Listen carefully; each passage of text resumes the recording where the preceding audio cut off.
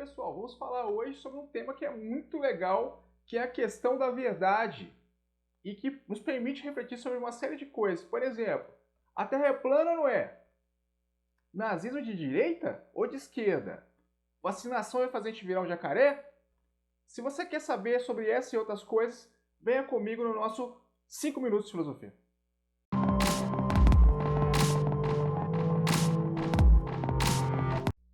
Hoje, pessoal, vamos falar sobre um filósofo chamado Jürgen Habermas, que é um dos únicos filósofos vivos que a gente costuma trabalhar nos manuais de filosofia.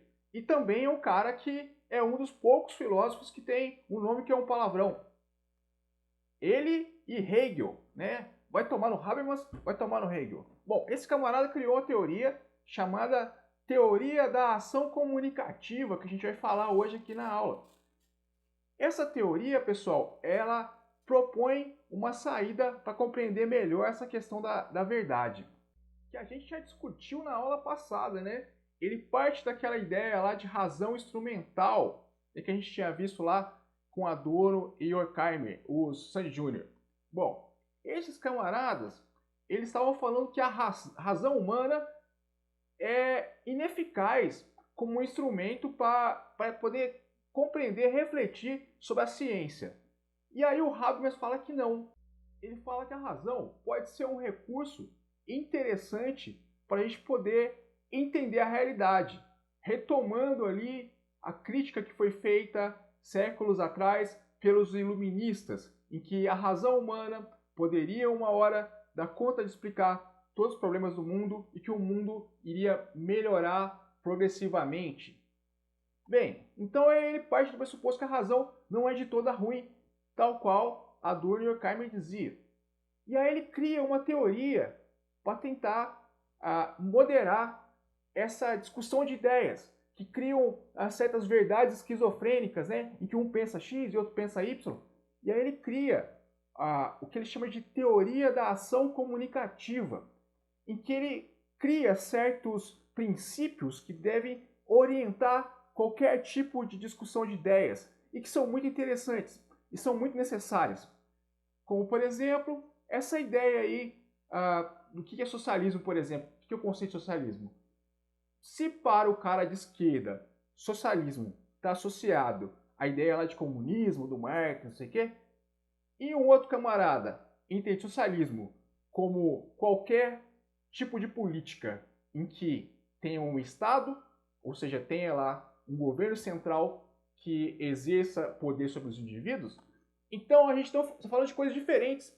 Não é possível realizar um debate de verdade se cada um pensa uma coisa sobre uma ideia, sobre um conceito. Então ele diz o seguinte: temos que criar princípios, pressupostos que valham para os dois lados que estejam numa conversa.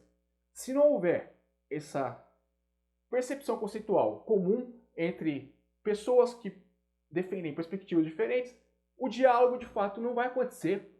Uma outra ideia importante é a ideia de que você não entra num debate para vencer.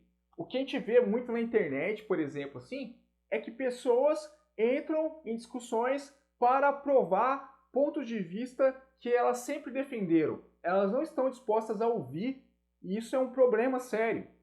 O Habermas fala que só é possível um diálogo de fato se cada um tiver disposto a aprender mais, a sair melhorado de uma discussão. Então, isso permite uma discussão de ideias de pessoas que pensam completamente diferentes. E a coisa vai para além. Não pode ter coerção de parte a parte. Como, por exemplo, você usar o argumento de autoridade. Tipo, eu poderia usar aqui, eu sou professor, você é aluno, então eu nunca erro e você está mais propenso a errar porque você não conhece. Isso é um problema, argumento de autoridade.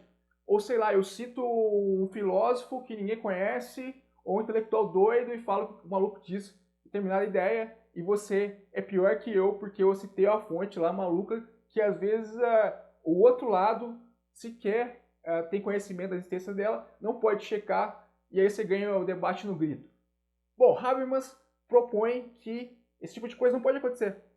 Então, em resumo, Habermas cria uma teoria que ela busca criar um consenso entre partes que pensam diferente. É o que a gente chama de verdade intersubjetiva, ou seja, entre sujeitos diferentes.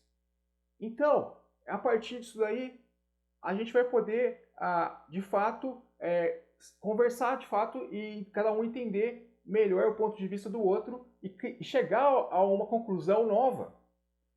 Este é um outro princípio também que o Habermas defende. Se não for para tirar conclusão nova, no final da discussão, também é uma coisa inútil. Então você não entra em discussão para você ganhar, mas você entra em discussão para você aprender, para você checar uma das ideias e criar uma ideia mais forte sobre um dado assunto. Então basicamente é isso que eu tinha para falar na aula de hoje. Até a próxima. Tchau!